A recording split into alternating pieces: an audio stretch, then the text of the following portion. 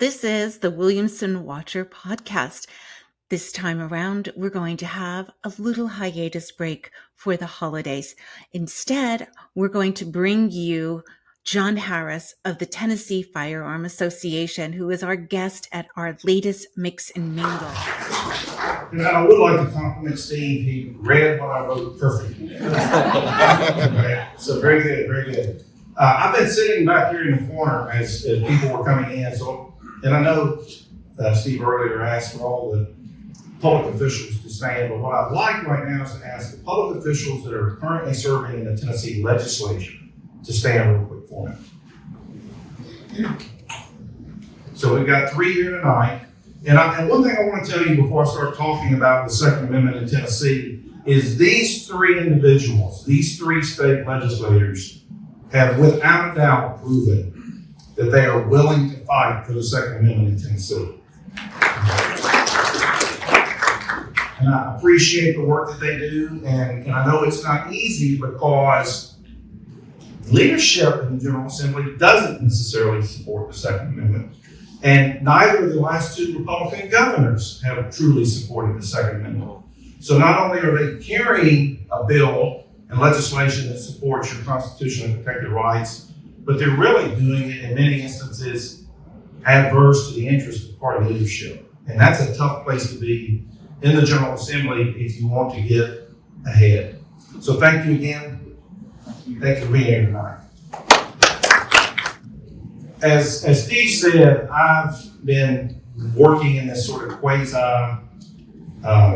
lobbying activity for the Tennessee Firearms Association.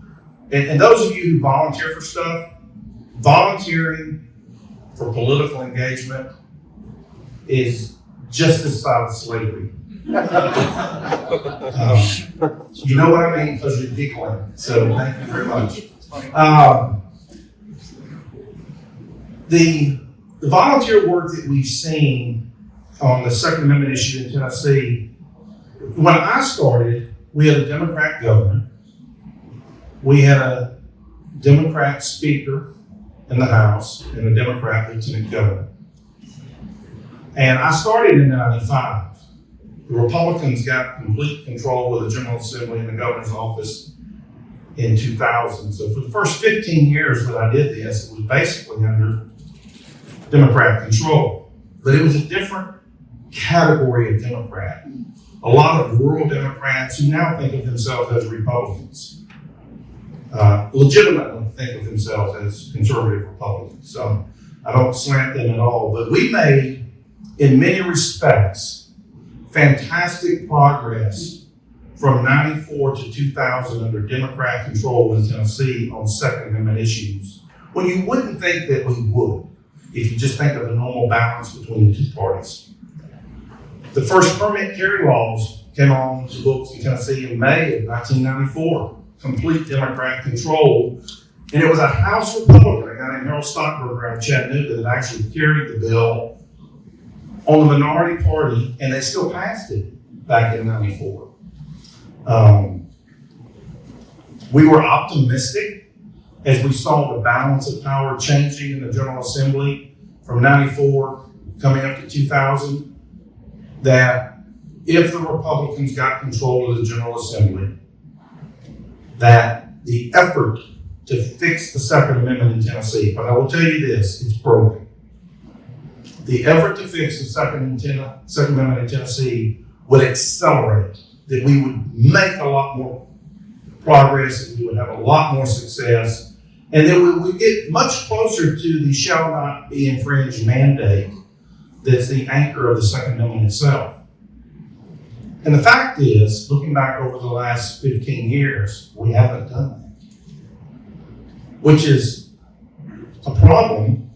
And it's not so much a problem because we're going to continue to work on that issue. The problem is answering the question about why has Republican governors and Republican leadership in the General Assembly, and it's those 2 groups of individuals in particular, why have they not or openly supported the Second Amendment issue in Tennessee? I'll give you, for example, we had Bill Haslam come to TFA chapter meetings when he was running for governor, and he promised that if he was elected, he would sign into law in Tennessee constitutional carry. And I'm going to describe what that is in a minute. Just anchor the fact that Haslam promised that if elected, he would sign constitutional carry. Bill Lee, when he was running for governor, sent us a letter because he refused to answer our survey questions, assuring us that he would support constitutional carry in Tennessee. And other things like letting teachers be armed on school grounds, removing, he just was general about what he said, but removing infringements on the Second. And we've just not seen that come into effect. Now, if you remember, just a few years ago, news reports, legislators proclaimed that the governor had, he called it introduced, but he really didn't. I'm not going to get into the weeds on that. A bill to pass constitutional carry in Tennessee. You recall those news reports? Okay. That bill actually made it through. It was filed during COVID. It made it through the next year, but made it through the General Assembly. And so there were a lot of news reports just about 2 years ago, 3 years ago now, that Tennessee was now a constitutional carry state. Do any of you remember seeing, okay? Like 3 of you watched the news. What are the rest of you? Okay, so there was all kinds of news reports basically coming from reports from those within the General Assembly that Tennessee now had constitutional carry. We don't. Don't be confused. We do not have constitutional carry. Constitutional carry, operationally, is an environment in which it is simply not a crime to exercise a right protected by the Bill of Rights. That's the key. Constitutional carry is simply not a crime. So if you wanted to carry a gun, you could. You couldn't commit a crime with it and get away with it. So you couldn't rob, assault, or murder. But the act of carrying a gun for a lawful purpose, self-defense, for example, simply isn't a crime. Why is that important?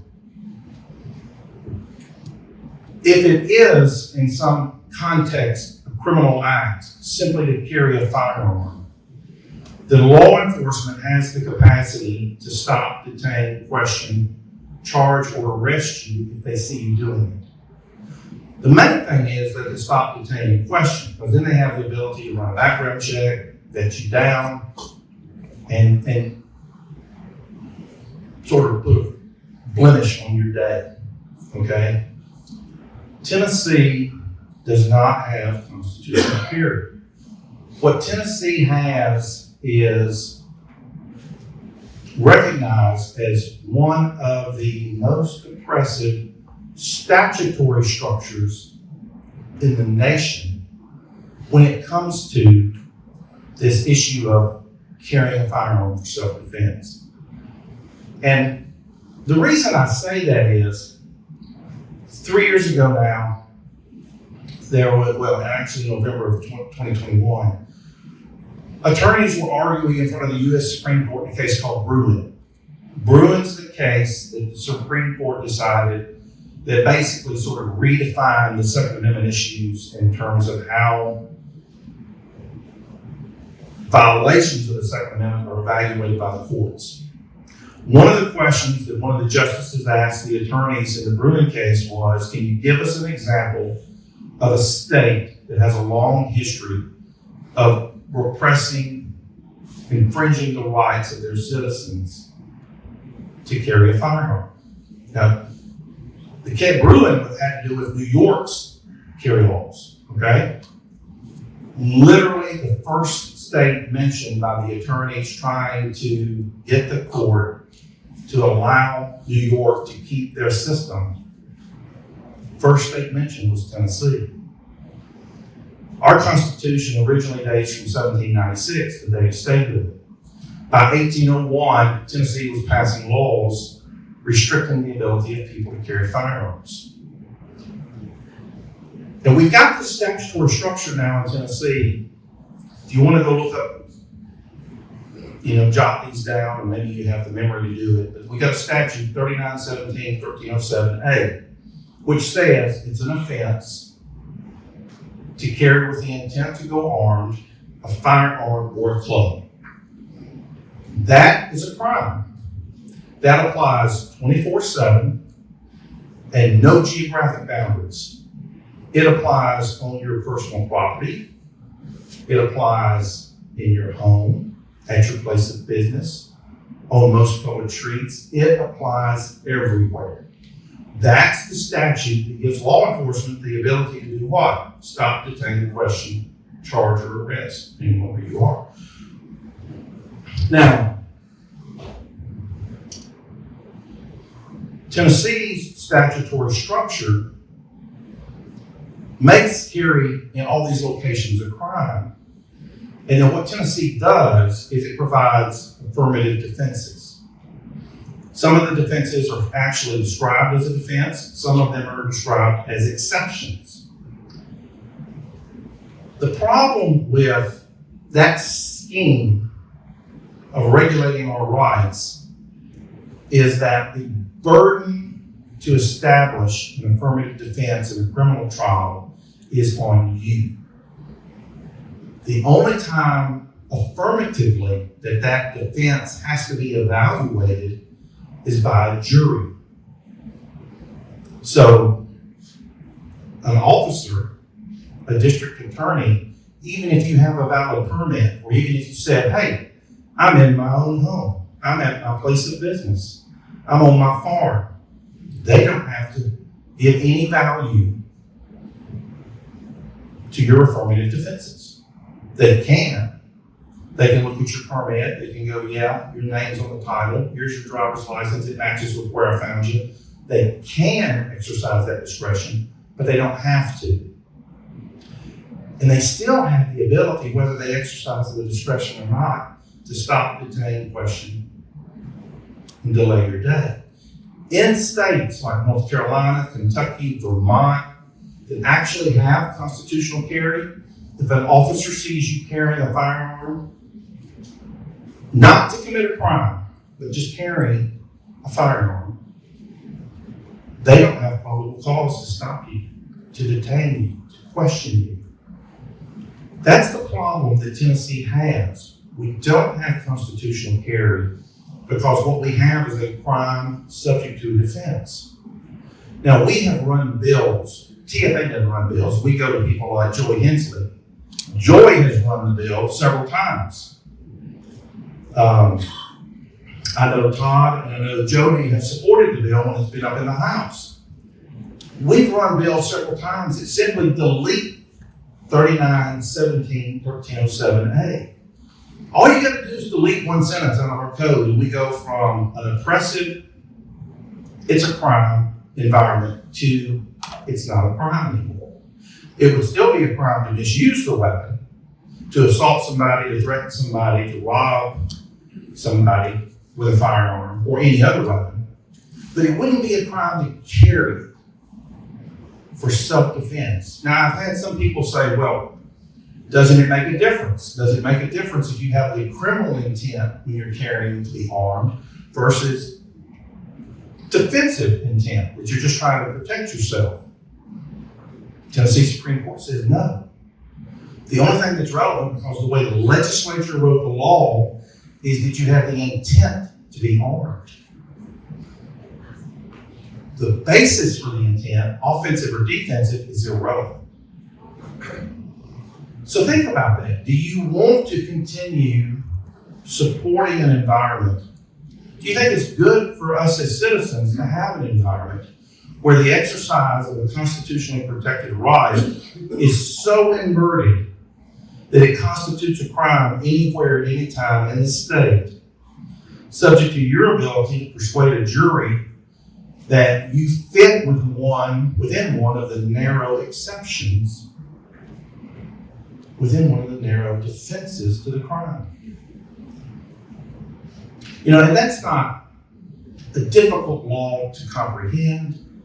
It's not a difficult law. And I will tell you this, and I think all three of our legislators would agree, if that law, if that bill, a bill that barely said delete 1307A1 was presented on the floor of the House and the Senate, at any point in the last 15 years, it would have passed. Overwhelmingly, it would have passed.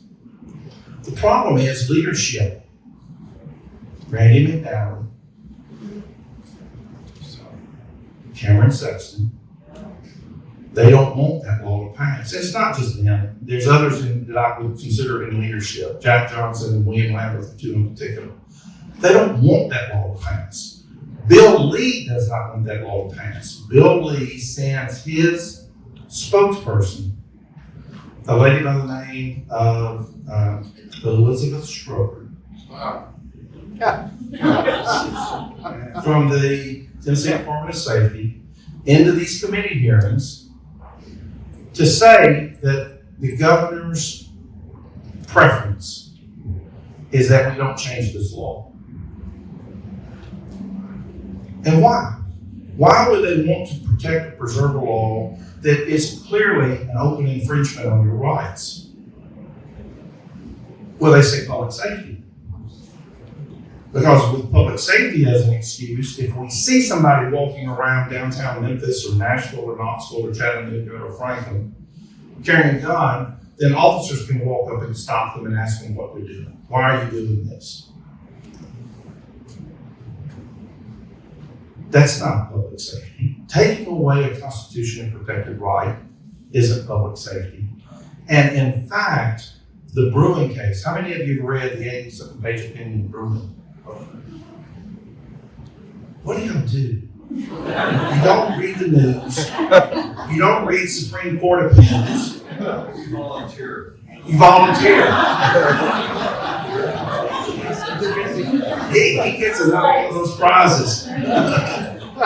So, in Bruen, the U.S. Supreme Court, Justice Thomas writing the majority opinion, said, when it comes to a constitutionally protected right, particularly the Second Amendment, if the activity that you're engaged in is within the broad boundaries of the Second Amendment, then it's presumptively protected from government infringement. Really simple concept. My daughter teaches kindergarten to fourth grade. She could present that and they would get it right. Most of them. The others would sit in their chair long enough to pay attention.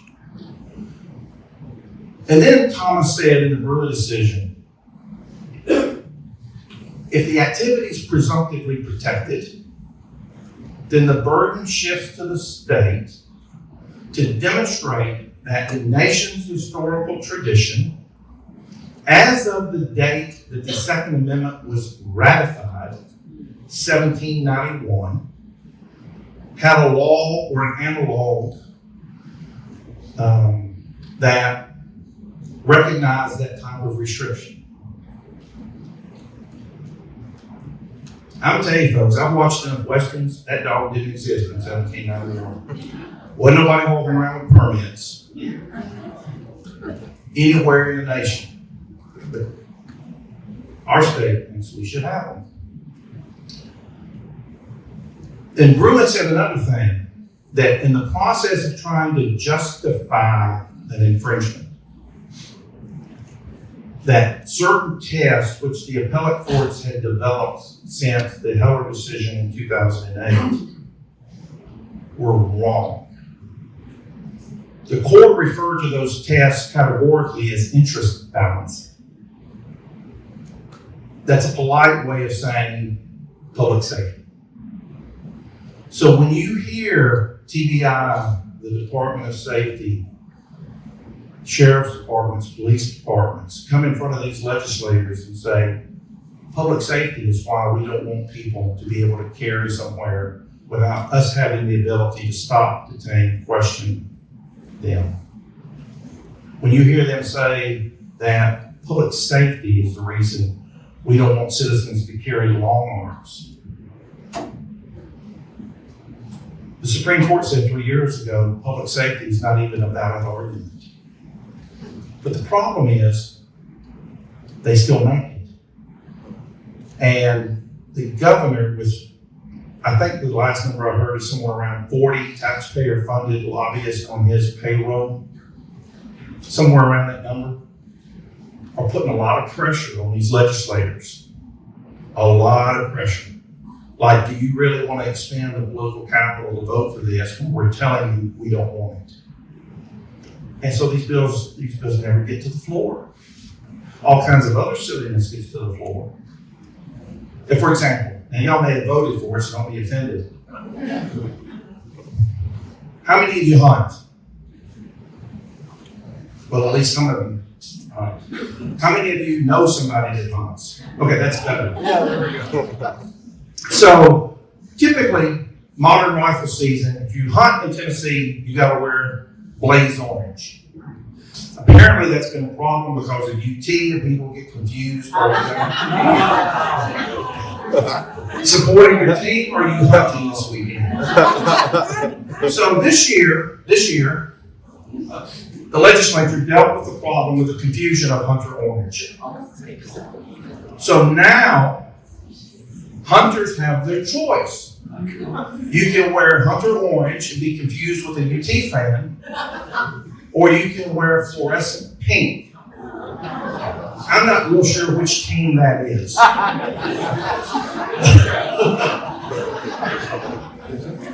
But it's going to confuse the hunters. But how does that get to the floor and pass? When something as simple as a constitutionally protected right can't even get to the floor for a vote. Leadership. It's all leadership. Now, we tracked 74 bills, I think, this year, TFA did. Most of those weren't good bills. A lot of them come from certain Democrats. Don't read too much into that because a lot of them also come from certain Republicans. Don't think, we got, categorically, we have a Republican supermajority. We don't have a supermajority of conservatives. There's a big difference. There are parts of the state where I go talk to GOP groups, and if I don't sort of get a good feel for the room, I sort of stay away from the conservative versus establishment, or the conservative versus the, we used to call them rhinos. Sometimes I hear them referred to as trans Republicans.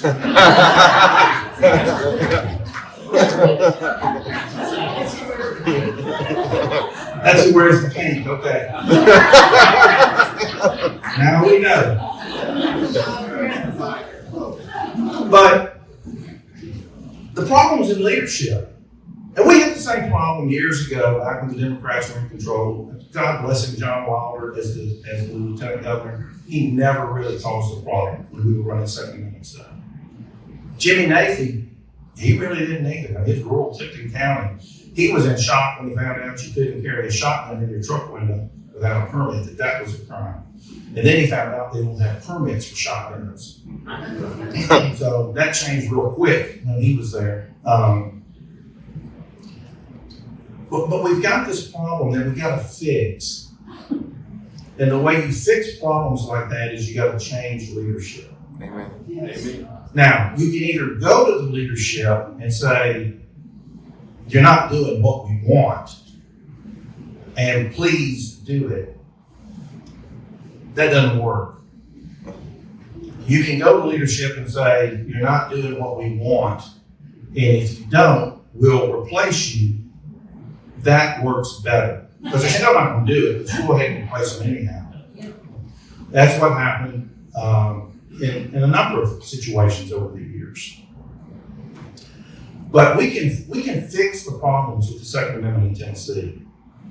And we've got about a third to not quite half of the legislature, the Republican caucus, ready to fix things for us in the legislature. They're more than willing. But they're not going to buck leadership. And so leadership is what's got to change. And leadership can change. Think about it. When you look at the numbers of the Republicans in the General Assembly, the House, and in the Senate, you don't have to have complete control. You got to have a majority of the caucus. And that's not that hard to achieve. I'm glad that I'll back up and I'll tell a story. When I asked legislators who currently serving, because I was going to say, my plan was to say 100% participation, strong Second Amendment, I'm glad certain legislators from this part of the country weren't standing up.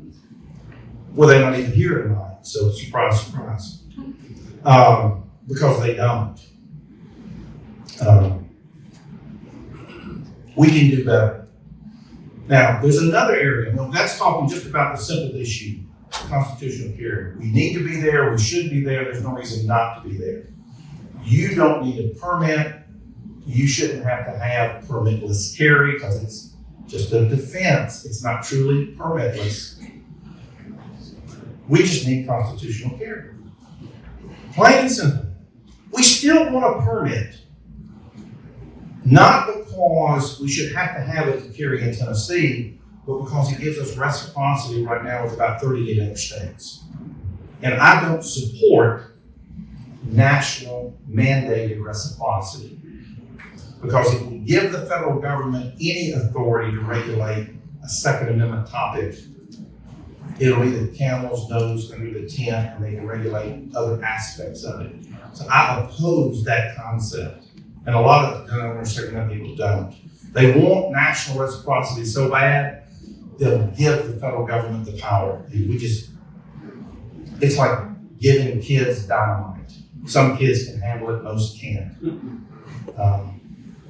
So we just don't want to give the federal government that power. But there's other areas. Let's say we've got constitutional carry. And we get rid of some of these gun-free zones, like the laws that say that you can't carry in a park. We still got other issues. I mentioned, for example, long arms, carrying rifles and shotguns. I live in a part of town, Nashville, I don't live in Williamson County, where it would be very handy to carry a rifle. It would, believe me, it just would be. The closest I can come right now is an AR pistol, but that's better than a 9mm. But, and I used to say it was because property taxes were less. I don't think that's the case anymore after what our mayor just did. But, and these legislators may have heard this. Do you realize that out of the 50 states, about 43 of them allow their citizens to carry long arms?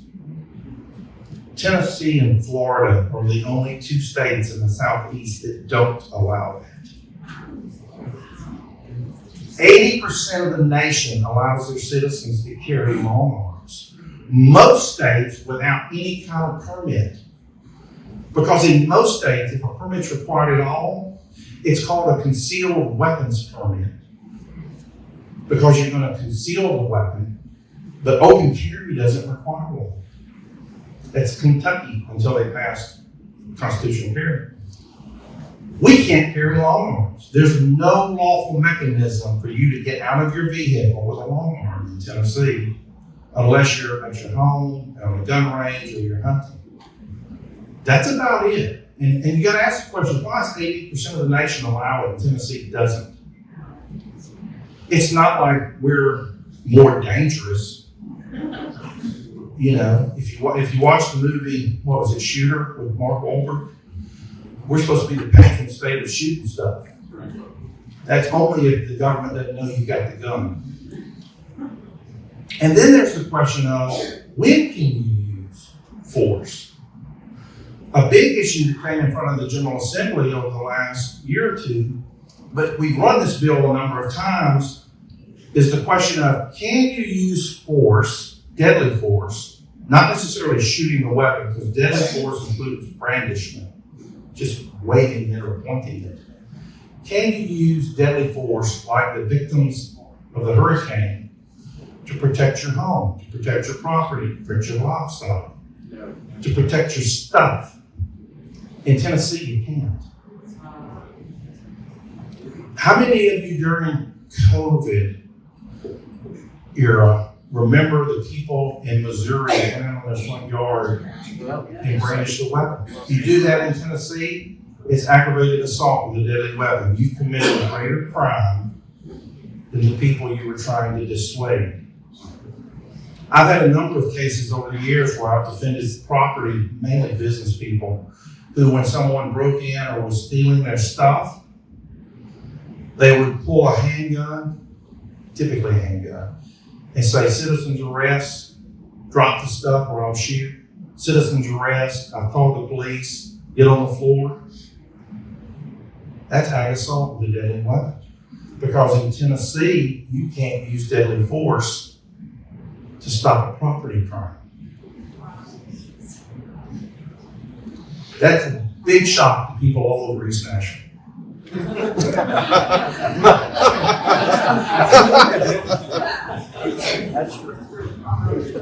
You know, and you got to look at this from the perspective of why is the statutory scheme that the General Assembly not only enacted, and I can see most of these statutes came on the books before the Republicans took control.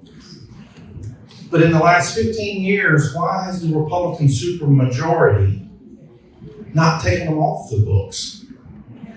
Why have we not taken Tennessee, when it comes to the Second Amendment, down to a statutory scheme where it's a constitutional right? You can defend your life. You can defend your property. You know, and we hear the arguments. I've heard it in the General Assembly, not necessarily from legislators, but sometimes even from TBI, that, well, we don't want you to use deadly force to protect your stuff, because then you're saying your stuff is more valuable than someone else's life. I think they got it backwards. It's the person who's trying to steal my stuff, particularly if they know I'm armed, that's making that calculus. And there would be a lot less theft, robbery, and assault if that criminal had to make that calculus that they're not restrained from using force to defend their life or their stuff. These are the little kinds of problems that may sound small, that many people may not even realize are the problems in Tennessee when it comes to the Second Amendment, but they're not hard problems to fix. Because I think most conservative voters in Tennessee, if they understood the landscape, would tell their legislators, we not only do we want it fixed, but we expect you, as the public stewards that ask for the job, to go fix it. And it's just not happening. Please join the Williamson County Republican Party here. Scan the code. We hope to see you back very soon.